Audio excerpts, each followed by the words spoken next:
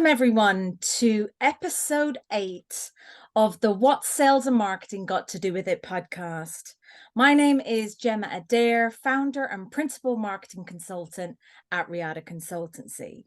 This podcast aims to delve deep into the minds of sales and marketing industry leaders, uncovering what keeps them up at night, what drives their passion, and how they execute successful strategies in both their personal and professional lives.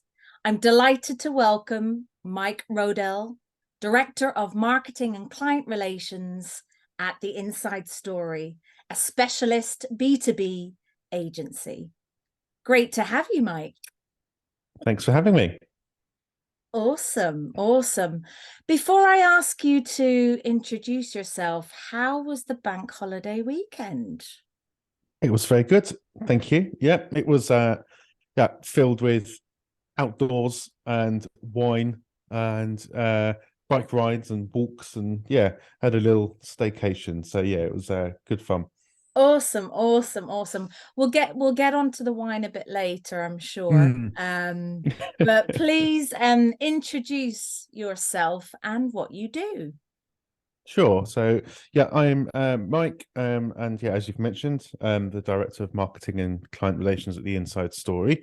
And here I head up our digital marketing department, as well as supporting our managing director on kind of new business, client relations, and that kind of thing. So it's kind of a sort of strategic approach to what we're doing, and making sure that Amber and Zoe, who are on my team, are delivering what we need to for our clients from a service perspective, and we're also a nice place to work as well. So that's kind of what I do. It's as I'm sure you know, in digital marketing, it's they're very varied, especially when you're quite a sort of compact size, such as we are. We're definitely a boutique sort of compact agency, fast growing.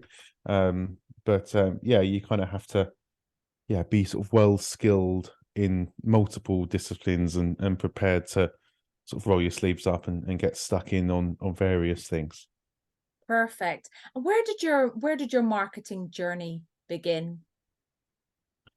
So it's kind of transitioned from really actually oddly customer service. So my first job in marketing was actually from a previous employer, and there were a chain of hi-fi retail stores called 707 and Vision. And I started there actually as a Saturday sales guy. And then my manager at the time had moved up to focus on e-commerce at head office, and there was opportunity to go up as well and help with customer returns and equipment and that kind of thing. And that sort of just naturally progressed into, well, the product, so you should be putting things on the website as well. You can do the product listings for them, and then it kind of slowly moved more and more, especially as the department grew, to being sort of solely marketing and not dealing with customers at all directly. And there I looked after all of their digital, Google ad spend. It was a retail e-commerce, a lot of direct to consumer. Sales was the goal. So I looked after that, the social media, and the website content. And that was all before I was there for 7 years, all in, before moving to The Inside Story where I am now. Amazing. And what was it like sort of making that transition from where you were to kind of coming in sort of agency side? I think agency side was, a lot of people go agency to in-house rather than the other way around. So I think that came with its own kind of challenges. I think certainly initially you wanted to, and this is something I still try and sort of embody now or channel now, but you wanted to almost work for everyone full time, because you'd have a client and you'd see yourself as part of their team, and that their goals are your goals. And this is all very true, and it's still the case now. But what I've learned is how to kind of manage that effectively. that, you know, I can't spend 5 days a week on every single client because I don't have that many days. So I think that was a challenge to get my head around, is how to put passion and drive and kind of ownership into marketing campaigns and challenges without that being the only one I was kind of working on, or being the only brand I was working on. You know, I'd gone from one brand to 15. And Mm, how do you switch and still do a good job and all of that stuff? So yeah, that was kind of, I think, one of the biggest challenges. okay. And we didn't Any really other use, challenges? sorry. Any other challenges to kind of in addition to that? Um, I think kind of understanding the dynamic between an agency and a client. You know, we hadn't used many at my previous place. There were what, yeah, there's one agency in particular that we worked quite closely with, but yeah, they kind of almost felt more like friends. So it's, yeah, that kind of dynamic and where you sit in their business and understanding what that meant. And I think also as well is, you know, it's not just internal stakeholders, yeah, external stakeholders, and how you deal with them are different, and how what you say is perceived is different. So yeah, I think sort of handling myself in those conversations was a new experience for me as well. You know, where I was before, there was no secret that I was the Saturday guy selling hi-fi for 4 years before that, you know, Yeah, and I'd worked up. There was no secret in that. Whereas it was very different here, where, you know, I've come in at a level. So I had to kind of, yeah, reestablish that, I suppose. right. Never a dull moment, right? There's many moving parts and different sort of Yeah, factors which play a part in yeah, that. Um, yeah, completely.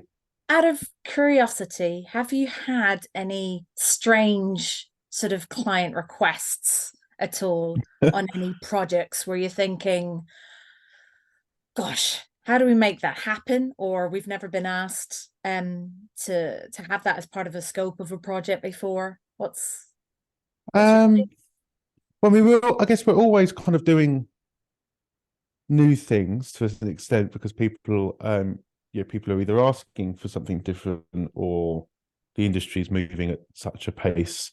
Or, yeah, I've signed up for Threads for a client recently, and I'm posting stuff for them at a Threads account. Yeah, that's kind of, yeah, obviously something Hmm. new. But I think in terms of something really unusual, nothing that's not, you know, we do things that kind of, yeah, PR activations, that kind of thing. But nothing that's crazy. Deadlines sometimes. Yeah. You know, we've definitely had some, you know, new product campaigns with 3 or 4 weeks, 3 weeks to turn them around. And especially with large international companies where the product team is based in a different country, Mm. and they don't find out. Some local marketing teams don't even find out there is one until further down the line. Um, so yeah, nothing kind of. It'll probably hit me later. If it does hit me later, I'll bring it up. But I can't think of anything that's particularly crazy. Okay. We've done some weird stuff. I mean, we've done some videos you know, like we were NATO approved, for example, because we had to go and do a NATO video for someone. And yeah, we've been to some kind of interesting places to film content. You know, not me, but our video guy, John, has done some really interesting places.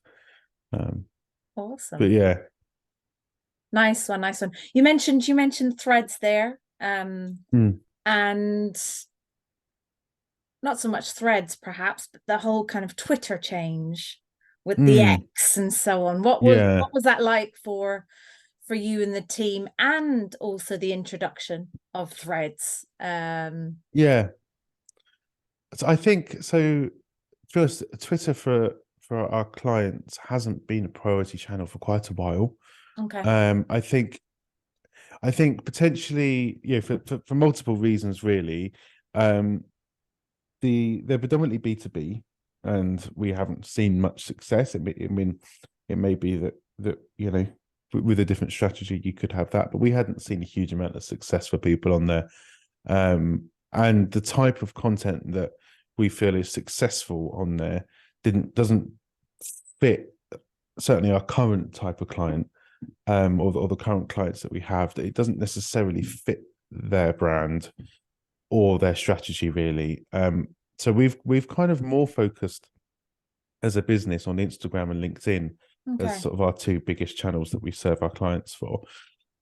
So all the kind of Twitter X renaming was more watching from afar, and talking to clients about it. And we'd had some that during that process had wanted to potentially kickstart some content on there. But yeah, I think it's interesting to watch. And I don't know about you, but I still look at how many Twitter logos there are at the bottom of websites, and very much use that as a gauge of marketing teams' kind of lack of urgency towards it. Mm, If it was something that were quite important, and I think it can take time to get changes made on websites, but also depending on the size of the team, it can take 5 minutes to replace a logo with another one. So I think, yeah, the fact that there's so many Twitter logos at the bottom of websites still. mm, I mean, I can't remember whose even website it was, but I saw my first X today on someone else's, and it stuck out. And I thought, nice. no, clearly the social media marketing community are still kind of hoping it might go back. um, it might go back to Twitter. So yeah, that's interesting. I think it's still got a bit of a way to go. Um, it's still growing, and you look at it's growing in a sense. I think it's slowed down or had lost some active users, but the couple of the clients that we have on there, their follower numbers still go up frequently, and the rate at which they're going up, I don't think is that doing ourselves a discredit, us doing an incredible threads marketing job and getting loads of new followers. I think it's our Instagram followers moving from one platform to Mm, another and to the signing other. up and automatically following us. You're gaining several hundreds, daily. Mm, Um, so yeah, I think that's got a bit of a way to go, but has a good start. definitely, Does have a yeah. good start. Yeah, I think for me it's the governance behind the platforms in yeah, terms of like, fake accounts yeah, and all yeah. sorts. I think personally I think they should do a lot more around that because that's I I know agree. from a Yeah, marketing perspective it's quite yeah, it's you want quality, genuine conversations. You don't want just any exactly. random followers following your Yeah. account or your client's account for that matter. No, Yeah. you want good quality. You want good quality stuff, and I think, yeah, especially with verification.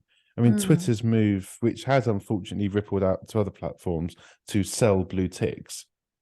I yeah. couldn't believe they were doing that. I couldn't understand why you do that when you've got, not to get political about it, but you've got political leaders that can tweet something and that can spark debate with another political leader on the other side of the world, who will then Mm, retaliate with something outside of a tweet.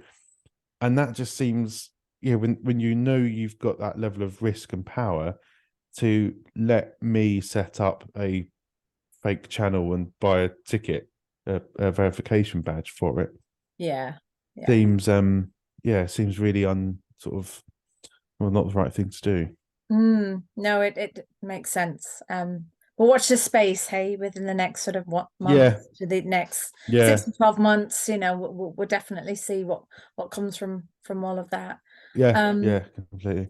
what does a day in the life of Mike look like for you? Take us through. um Take us through a day.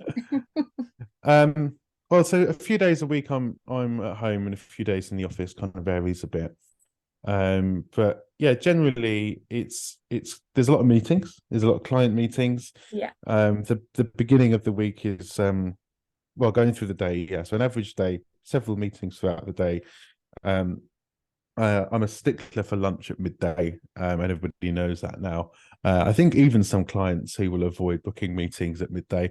So I'm a stickler for a midday lunch. So normally the morning is catching up, um, emails, meetings, that kind of thing, lunch, and then afternoon is normally headphones on, work down. We Yeah. do have quite a lot of US clients, so it then tends to get to sort of 4 or 5 o'clock, and you start having more meetings again. But yeah, the Excellent. afternoon is kind of tends to be where I guess I do the majority of stuff of work. And it can be anything. I review all of the social media posts that are written by the team, and before they're published, we have internal checks before they go to clients for their own checks. It can be presentations for proposals for new and existing clients. Um, we travel quite a lot, so sometimes I'm normally on 6 or 7 trips a year, out and about as well. So they obviously take planning and time to do. Um, and yeah, researching, kind of keeping on top of latest trends, that kind of thing, and reporting for clients. It's a real mix of some real bigger picture stuff, but then also still keeping very practically up to date with things. You can't be practically up to date with everything, and I shouldn't be, because I have a team that do that. But yeah, I'm still very, very practically up to date on doing things, and I still enjoy writing copy for people. Oh, And nice. I will still write social media posts for someone all the way up to having done their initial proposal for them when they came on board. So yeah, it's quite a mixed day. Yeah, no day is ever the same. And we get some tight deadline stuff come in, and oh, now we're off to this country to go and meet this person in 2 weeks' time. And you're like, oh, okay, you know, or this event's happening, or whatever. So yeah, it's busy but Okay. enjoyable and flexible as well. We're very flexible here.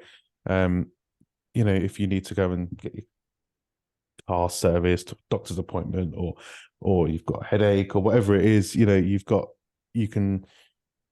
There's no, our timings aren't ultra strict. You can really fit Mm, your life and work together. nice. And I think particularly because we do travel and entertain clients, sometimes that's your evenings, that's your Friday night gone. Yeah. Yeah. Yeah, they tend Yeah. to be weeknights, but sometimes I'm flying on a Sunday, and that's your part of your weekend gone. So then, if it gets to 3 o'clock on a sunny Friday and you're off for the day, then that's not a problem either. So yeah, it varies a lot. Oh wow. No, it seems like there's a good balance, with Yeah. kind of work-life balance, that kind of thing, and in and around that. One of them you've just touched on there now, you talked about how you love creating sort of content, social posts or proposals. One of the questions I have is around sort of what do you like most about marketing or what you do, and what do you like the least? Um, so what I like most is when when you talk to a business and they've got a problem they just can't solve, and they go, Mm, what how do we tell people, how do I structure this, or how do I, what's the brand story here, how do I convey our ethos, whatever it might be. yeah. And then you can kind of go away and think about it and come up with something completely original and give them back Mm. and go, oh, I think you should do this. And when they go, sort of stand there or on a Teams call and go, huh, great, right, yep, let's do that. And I really like that. Like, I'm a people person, really, and I really like solving, coming up with Mm, ideas with people, the creativity of sometimes with our clients, our briefs are just a few sentences long, and mm. then at the back of that can put together a full proposal on what they need to do, because I really like being able to just sort of understand that challenge Yes. and go, I've got it, and come back and they go, you've got it. Great, let's do that. So I really enjoyed that. And then sort of quite practically, the next result of that, of setting up a paid ad campaign, with all the ideas that you've had, and watching it deliver and seeing people comment on it and go, this is great, I love this, or take the desired action. So I like being able to see that whole process through. Mm. um I guess the things that I don't things I don't like about it. Yeah, sometimes it's quite manual work. I don't tend to do huge volume of that, but scheduling posts, replying to comments, replying to messages, reporting, some of that stuff can be, Instagram stories making, you can spend quite a long time making an Mm. Instagram story look really nice before you actually publish it. Yeah, I think sometimes I'm quite go, go, go, go, go. And sort of those manual steps I see as kind of in the way. I'm like, no, go, get to the end, let's go. Um, so yeah, I think sometimes those kind of labor intensive steps, yeah, I need to be like constantly mentally stimulated. Mm. And have that. That's why I work with headphones on a lot. Is to have that drum and bass on while Oh, I'm writing nice. corporate copy about something. Kind of gets you into the zone, right? It When you're does. in Yeah, certain things, just to gives you yeah, that kind of motivation and energy yeah, and so on. yeah. Which is interesting. No, that sounds fab. From your experience, what do you think are the misconceptions? I'm gonna say perhaps one about marketing in general, Mm. but also perhaps maybe about agencies. What are the misconceptions do people have about agencies? So, Um, so I think one about marketing in general, I would say, I think particularly with social media, is a lot of people do just assume that young people can do it, and that's it. And I think potentially, there is a difference between producing TikTok content and the people in the videos being relatable to the mm, audience.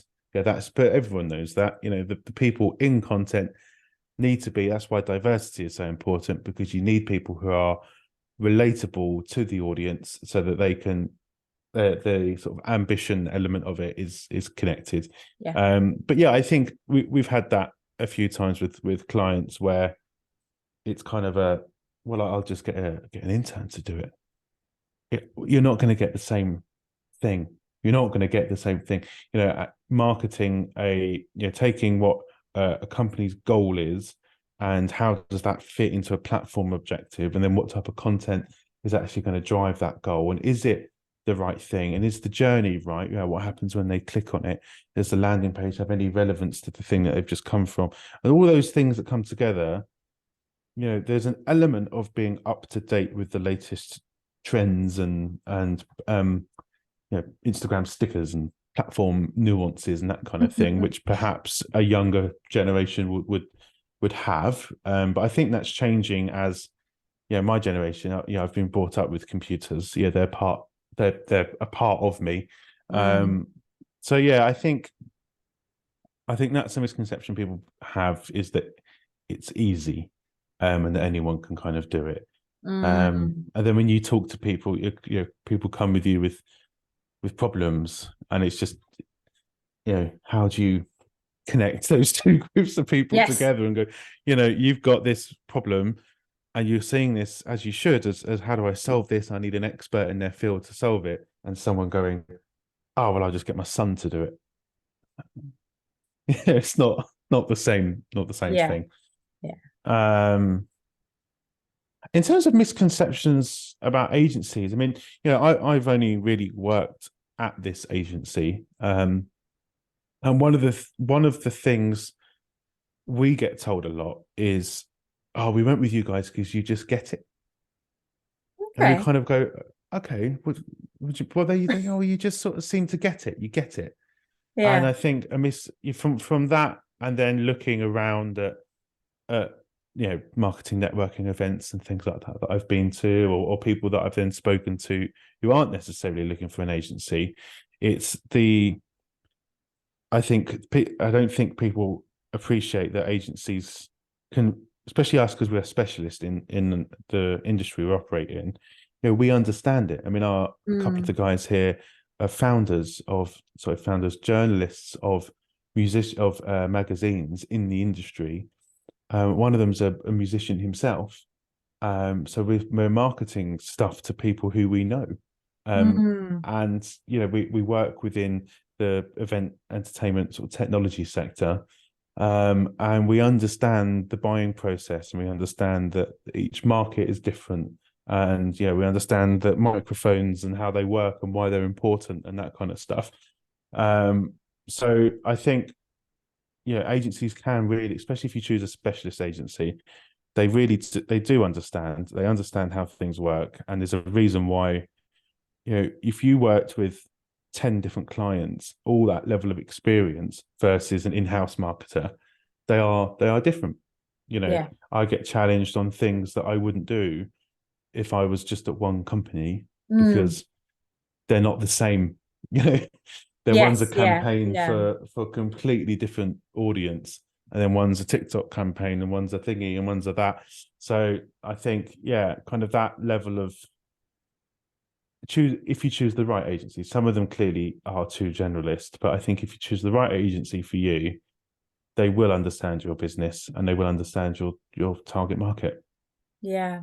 And definitely, just not even just agencies, but people that are Mm, aligned with what your yeah, ethos, what you stand for, yeah, what you're trying to achieve, what that kind of vision is. I think completely. people buy into those kind of stories, or just people in general. Mm, What do you yeah, stand for? Um and I think as well it's yeah, exciting when you're on the outside, not internal to an organization, is just the different, like you said, the variety, perspective and stuff as well. yeah, Yeah, perspective, yeah, the variety that you get yeah, insight into, and just there's loads of yeah, great stuff, in and around that, yeah, completely. um, which is good. Um, I'm a firm believer in sales and marketing and how they both Uh-huh. should be aligned. And Yeah, um, some industries, some organizations, they're making moves towards that alignment. Some are better than others. Some I think need a bit more sort of yeah, education. What's your thoughts on that whole kind of sales and marketing alignment? yeah. I think it's normally well, they need to be aligned. For one, so completely agree is the first thought. But I think often if it's generally speaking on marketers to prove to sales that marketing works. And I think sometimes we all know that brand building activity can be really hard to attribute to anything. And because it's not, especially as a brand building campaign, your core metric isn't sales because it's you want people to watch something or Yes. consume Yeah. something. Yeah. Yeah. And you can't just turn all of this stuff off and see if it makes an impact and turn it all back on again because it takes years of building up to get there. Agree. So there Agree. is certainly, and with the recent 4 year, 3 year enhancements in kind of people's data privacy, it's becoming harder to track people in that way. So that's quite difficult. But I think if you can show sales some data that proves to them that it's working or that you're willing to support them, and you're willing to help them with their job and go to them, what have you got in stock this month? How many marketers are actually looking at what's in stock in a warehouse? Especially when I worked in Sevenoaks, in the hi-fi, sort of e-commerce world. I would visit the warehouse. It was only downstairs; it wasn't far. But I would walk around the warehouse and go, "Got loads of those." Obviously, I could look at a spreadsheet and do the same thing. That's not a problem. But we've got loads of those. What can we do to push that? And that's helping sales. That's helping whoever because you're not just going, well, this gets really great engagement. I'm going to market that product. Well, we Mm, haven't got any. We should be marketing this one. yeah. Or this region, we're down on sales in Romania. Yes. Okay, well, let's do a local language ad in Yeah. Romania. Can I work with a local salesperson there to understand what the problems are? And I Mm, think, just kind of being on side, and then they'll help you as well, because obviously you want all that data back.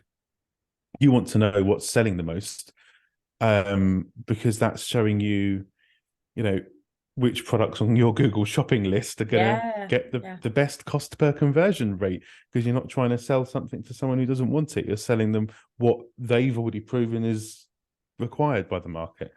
So yeah, I think it's just they need to share a bit of data and understand that you can help each other out a bit.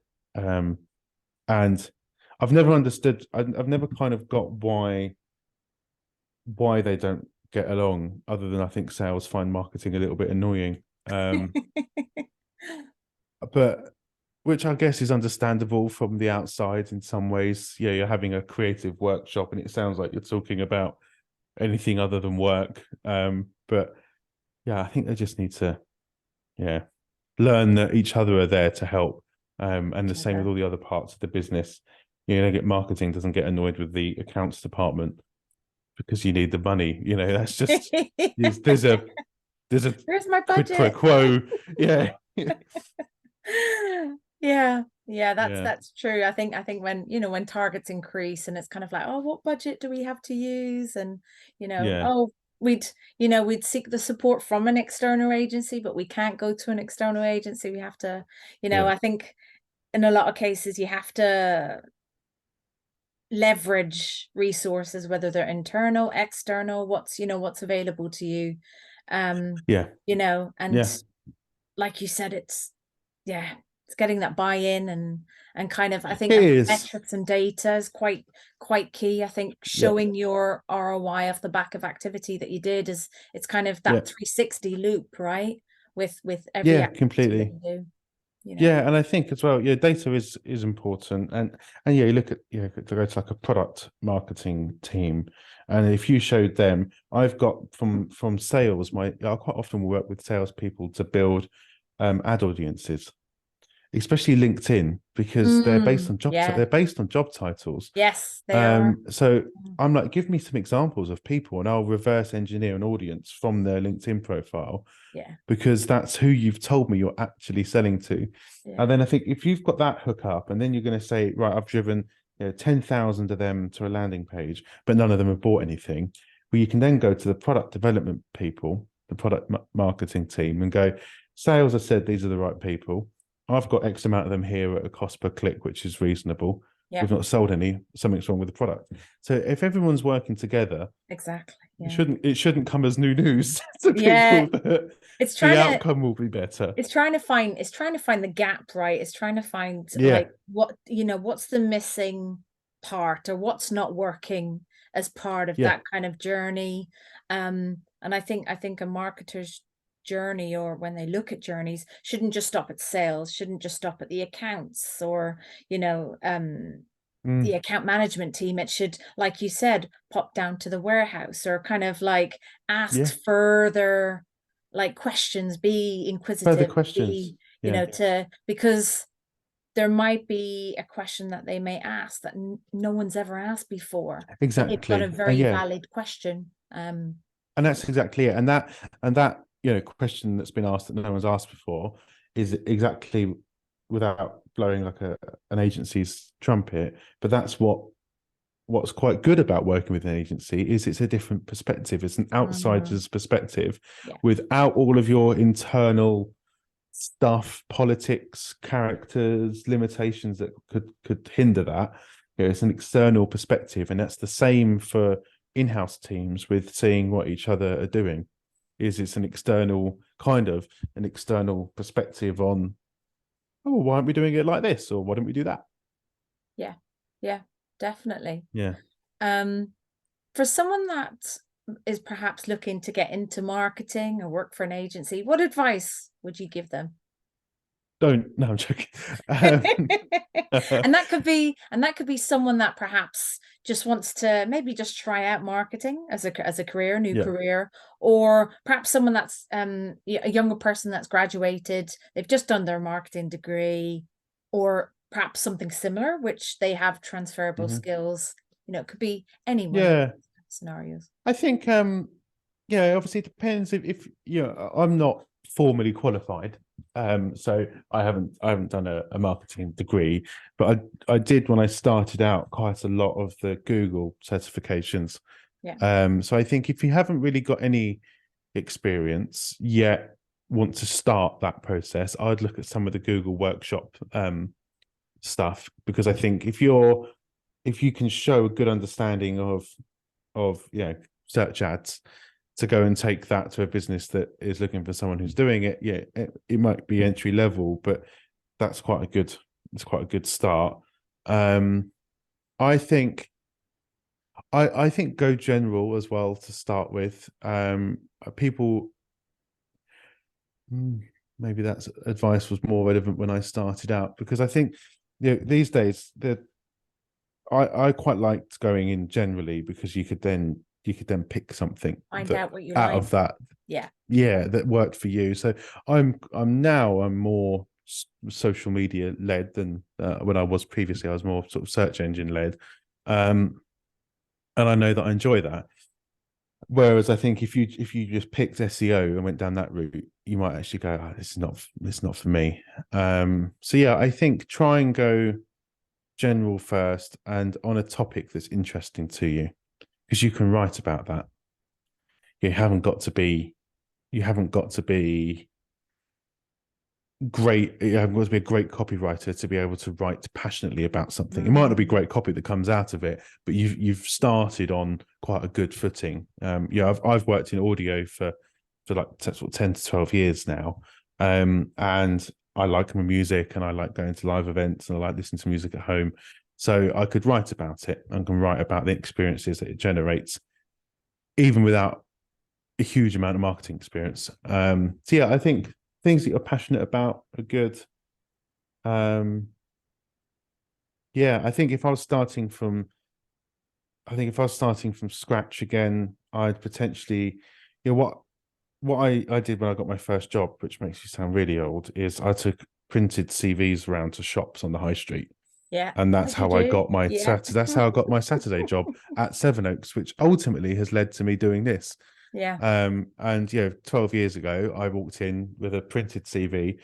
So I think the modern equivalent of that is, if you could go to, you can find marketing managers, the people who are going to be employing you on LinkedIn, and if you could go to them with something useful, maybe that's Mm. an analysis into their social media channels, and you've looked at some of their copy and you've put it into a readability analysis tool, and maybe you've looked at their hashtags and seen that 10 billion other people use them, so they're probably not very relevant, and you've maybe given them something. Be careful you're not telling someone that they're not very good at their job, but if you're providing some insights, something of value, then I think that as a tactic might help you get noticed. I mean, I don't know, I've not done it, but I think that's kind of the modern equivalent of walking around with a CV and going, I went in to sell stuff. That was what my job was to sell speakers to people.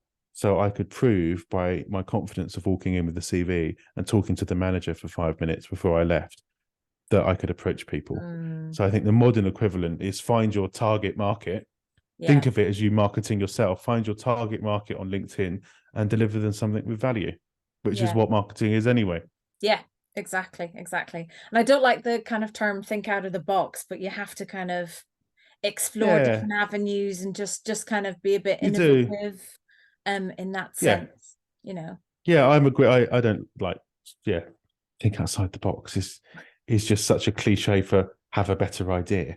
But I think, yeah, have a good idea. Think about something relatively unique. You're not necessarily going to reinvent the way people apply for jobs or get noticed, because there was hundreds of thousands of other people in the world doing exactly the same thing.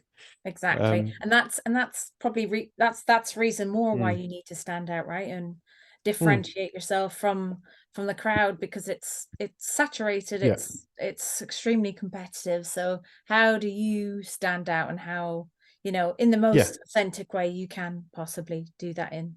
yeah, So completely. I think the other thing you can do is if it's for social media, is um have a side social media channel, or if yeah. it's for copywriting and SEO, have a blog. Yeah, you can start to have some of your own content. Obviously it's time consuming, and typically people who are job searching are working whilst also job searching, which is very Mm, time consuming to do. Um, but yeah, some sort of if you haven't got professional evidence, and maybe something you can do you can do. personally as well. That's some good tips there. I hope Um, so. work work-life balance. I know you've got two cats. You Yeah. love cooking. Yeah. Would love to find out a bit more about that. Not to mention you love to travel as well. So Yes. yeah, work-life balance. How do you fit the two cats in, the travel, the Yeah. food, yeah, Everything. tell us more. Yeah. Well, I think so my girlfriend and I we've been living together quite a few years now, and we're both quite firm on work-life balance, but very understanding when one of us maybe needs to work late or has to do something, go out for a client or dinner with a manager or whatever. But we kind of keep each other in check with that a little bit and make sure that you're not getting out of hand. And I think, here we're quite flexible with how we approach work. Normally my days are 9:30 till 5:30 Monday to Friday. And some weeks it'll be exactly that. I'll open the laptop at 9:15 and I'll be shut by 5 o'clock or whatever. But yeah, we do have good holiday allowances here as well. So we've got unlimited holiday, which means that typically speaking, you take the same amount of time off as anybody else would, but you've got a few extra days that you use for personal stuff as well. So yeah, I don't really know how I fit it all in. I mean, we travel quite a lot work wise. But this year I've just taken 3 weeks off to get the train around Italy. Oh, amazing. And 3 weeks, both our founder and my boss, Barney, and my partner's boss, are both into travel, so that helps. They're like, yeah, we'll work it out. We'll work out how you can have 3 weeks off. And yeah, that's a huge help as well, as to have, I think, kind of leaders that understand Hmm. what's important to you. And yeah, the cats kind of fit themselves in really quite aggressively, you could argue. There's no there's no keeping What are them the away. names? Yeah. Faith and Morgan. So Faith there and are Morgan. yes, there were rescue cats. So the older cats. So one's about 14, we think, and one's about 12, 10 to 12. So yeah, we wanted older cats actually quite specifically because they're less of a handful than younger cats. And Okay. yeah, we will go to the office for the day, nip back and feed them, and go out again. And we kind of needed cats that you know will be asleep on the sofa when you leave and still asleep on the sofa when you get back. And they are like that. So yeah, we did that sort of quite specifically. And then I guess used to kind of working on the go a bit as well. We travel for work. That can become quite challenging when you've got a month where you've got a week's holiday and then you've also got a week away with work. And I've actually, it's like you've taken 2 weeks off, which you'd probably only really do once or twice a year in most normal Hmm. jobs. But then you can have that every other month, so that does become quite challenging to fit in. Is there a place that you've really loved, or is there, let's say, a place in the world that you really loved visiting and spending Yeah. time So, well, I met my girlfriend in South Africa, so I at? think Okay. um would be weird to not include that one. Yeah. But we didn't necessarily see much outside of the wildlife element. I haven't done anything. You haven't gone into the cities at all or anything like that. But loved South Africa. Just as a safari is just, I think, one of those things that if you can Hmm. experience it, it's unlike anything else. To see those animals in their habitats, and you kind of one of the most sort of pinch yourself trips, I think, was that one. Definitely. Yeah. Um, but yeah, as you mentioned earlier, I'm really into my food as well. So, Yeah, tell us more about that. Italy trip was great. Yeah, so I cook a lot. I cook all of our meals at home.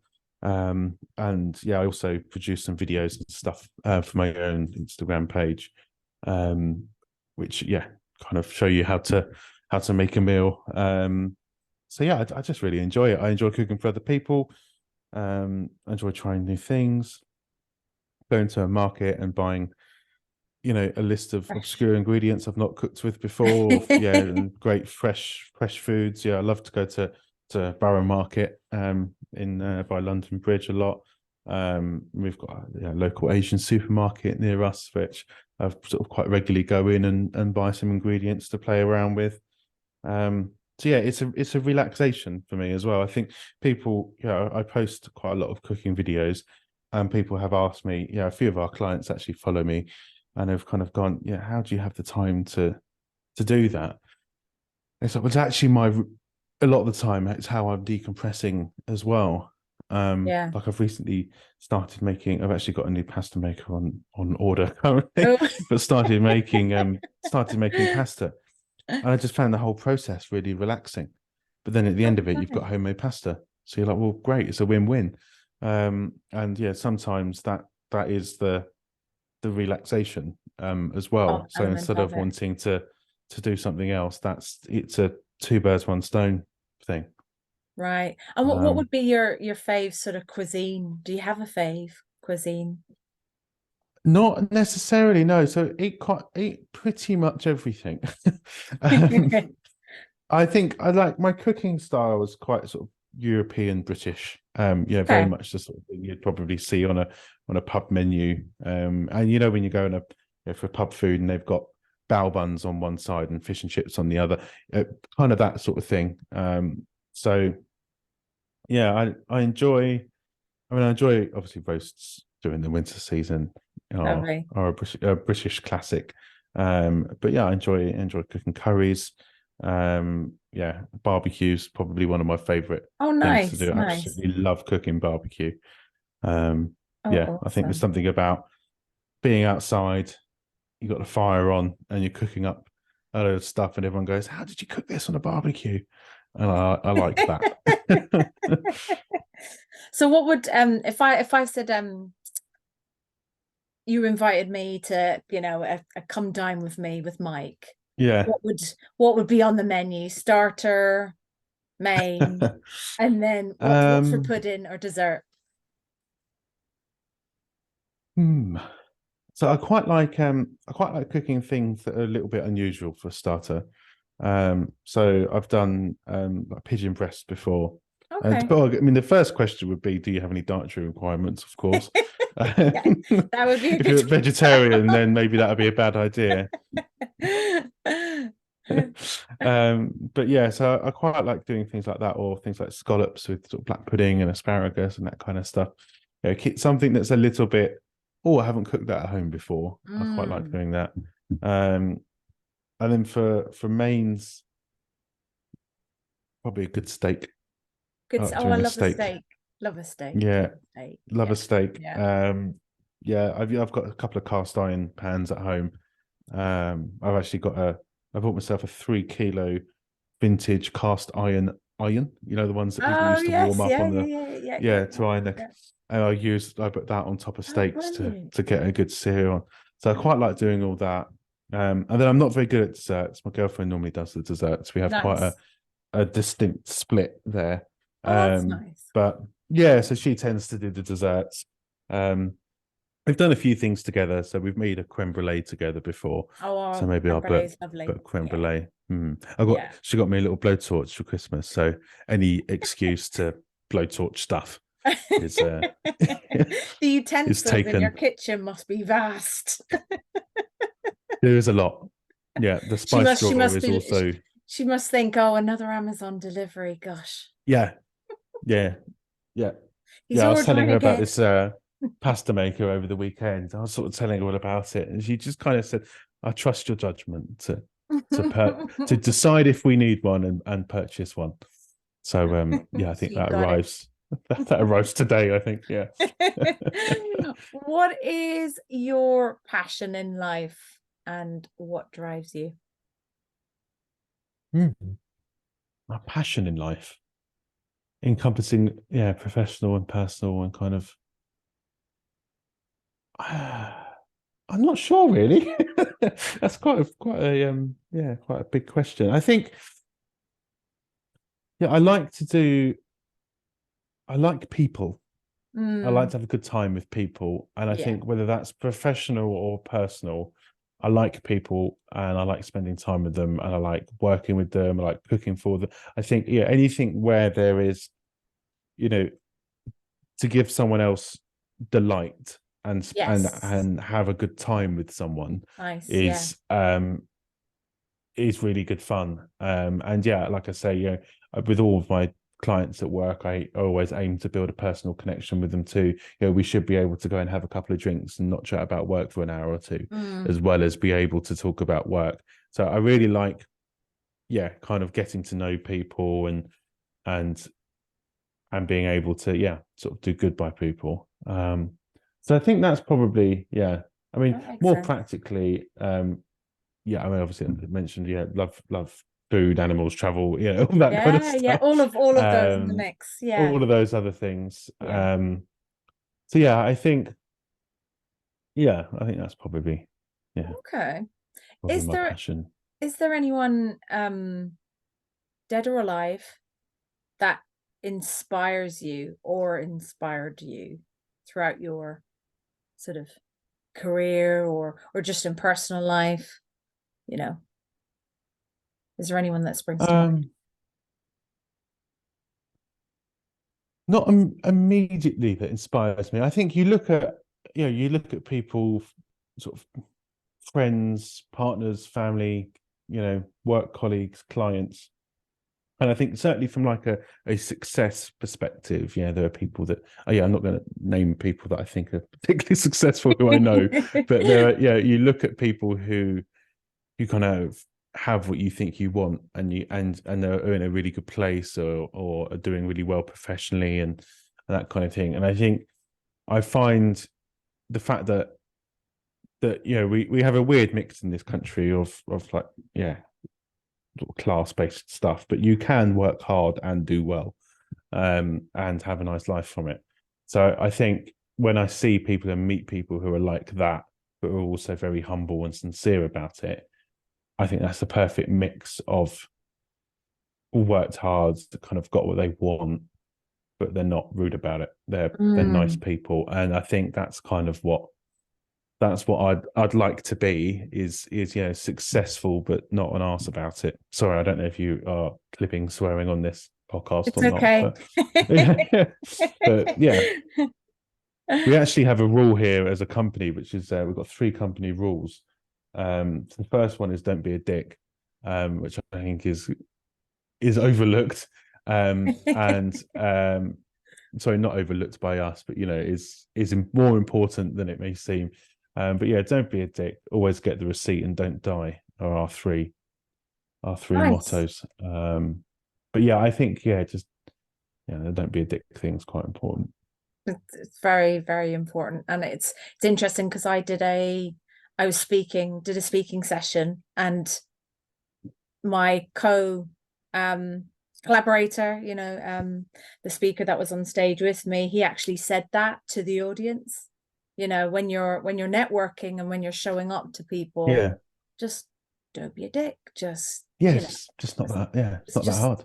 it's not cool. It's not, It's not. it's No. Yeah. like it's just not Why cool. do Like, so that? don't do it. And I think what it is as well, it's very relevant because people see through people. Yeah. So if you're showing up in a particular way, people can Mm. read that. They can read into that. Um, Yeah. so Completely. I it's think. it's important. Sorry. Yeah. No. I think particularly with I'm quite often representing our agency kind of in a sales perspective, but I never set out to sell. I don't know about you, but when I attend a networking event, it's genuinely to build Mm. network and connections. And then what often happens is a year later, someone said, "Oh, actually, I know a guy who does that. He was really nice. We had a good time." So I think that's it as well. Is don't It's turn up and solutionize and be a dick about it. Just turn up so and true. be genuine. It's so true. I think Yeah. I've got an example as well that I gave in the same kind of to the same audience I gave the presentation to, which was a younger audience where Mm. um I had I met someone 15 years ago, and they started their own company 15 years later and they thought, oh, Mm. I know someone that does marketing, Yeah. Gemma. And that's 15 years ago. And the thing Yeah, is, that's crazy. that was just forming a relationship, wanting to get to know someone, like, Yeah. and Yeah, nurturing completely. that, I'd say as well. It's important Of course. to nurture Yeah, relationships, and it and is. it's about support and empowering others and so on. Yeah, completely. And I think, yeah, as well, yeah, offering support and empowering people, and even just, yeah, you see what they're doing on LinkedIn and engaging with it, because you Yeah. know, especially as a marketer, you understand its value and you Yes. know why that's important. Um, but yeah, no, I think that's exactly it. You know, people who turn up and hard sell, that will probably work to some people who Mm, ultimately want to be hard sold to, which yeah. I think comes with its own culture fit issues. Yes. Yeah. But most people, you know, they work for a living, and you're there at a networking event at 9 o'clock on a Thursday night. Let's just be nice to people and network with Yeah. them and have a chat, and don't be a dick about it. Yeah. Yeah. No, it's Yeah. it's very, yeah, very big, good tip for sure. Where do you see yourself in 5 years? Where do I see myself in 5 years? I think, I mean, hopefully still at the inside story. We're growing quite quickly. I think we could be, you know, of a more substantial size by that point. So I think I'd see myself kind of, you know, having come in quite early in the company's journey, sort of riding that wave with it. You know, looking after, you know, decent size, you know, maybe a team of 10 or something like that. And yeah, I think personally, you know, maybe other things have changed at home. You know, perhaps children are on the scenes, or Yeah. sensible cars are being purchased, and that kind of Sensible thing. cars. Sensible cars, yeah. We've reasonably sensible car, but yeah, I think still at the inside story. You know, working on. I'm really enjoying at the moment sort of the the creative element of Mm, marketing, and the concepts and the ideas, and the we have this challenge, how do we do that? So I think you know, getting really into that sort of strategic stuff yeah. is the next direction. Yeah, I do that anyway, but more so. And then yeah, maybe with a child to contend with and cook for. Another mouth to feed. Yeah, yeah. I mean, potentially, you know, it'd be good to, yeah. Well, I'll be married by that point as well. I mean, 5 years is. I'm at that point. Yeah, I'm 28 years old, so I'm at that point where, um, yeah, 33. Mm, There's a lot that can happen in that gap. You know, yeah. there's a lot that you do in that time. Yeah, it could be a big 5 years. I think if you'd asked me 5 years ago, I probably would have said, well, largely the same, hopefully a bit more money. But you know, when you look at it now, Yeah. you kind of go, there is a lot, you know, there is a Yeah. lot. There is, yeah, different work stuff. There is, you know, marriage and children. There's all kind of things that are probably in that gap. In that gap for sure. If you had a chance to be a superhero, or you had a chance to have some kind of superpower, what would that be? Or who would you be and what would that be? Um, Superpower, I'd go for. Yeah. Um, I think teleportation Nice. would be my would be mine. I think I'd like to be able to take someone with me. Yeah. But I think how great would it be is if on a Friday night you finish work and you just teleport to the Maldives and sit on a public beach and have a few beers and teleport back again. That This sounds yeah. sounds ideal. Or just teleport to places. I think, yeah, I enjoyed, like I say, I enjoyed traveling, but you know, a 12-hour flight is a 12-hour flight at the end of the day, isn't it? You know, it'd be good to be able to just so teleport as long as I can bring a guest. Nice, nice, nice. Again, if you had to ask the audience a question, what would that be? Um, why? Why are they doing what they're doing? Yeah, what's the purpose? What's at the root of it? Yeah, why are they passionate about that? Why are they doing what they're doing? Um, yeah, I think that's a really important step in understanding where you're at with something or whether it's the right thing to do is just, yeah, why? Why? What do you want to be remembered by? Oof. Um, I think just being a nice guy. I'll take that. Yeah. Just being someone who was, oh yeah, Mike guy, he was a nice guy. And even if that's, nice in solving their marketing challenges and their LinkedIn ad campaigns and their copywriting and whatnot, or whether it's nice because I cooked them a good dinner or whatever, just I think being nice is, yeah, being nice is something I'd like. It seems quite simple, really, but um, yeah, so many people are not very nice. I think it would actually be, yeah, perhaps a bit of a achievement to be considered as a genuinely nice person in a world where many are not. It's a good response, I think. Yeah. Yeah. Hmm. Yeah. Very good response. Any final words that you'd like to share? I think thanks for listening to me talk for the last 50 odd minutes, 50, 60 minutes. if you've made it this far, then yeah, hit me up and we can talk some more. But no, I think, yeah, if people have made it this far through listening, then yeah, thank you for doing that and listening to me blabber on about um stuff. Um yeah. And tune in to Gemma's next podcast. Thank you so much, Mike. It's been an absolute pleasure. No, thank you for having me.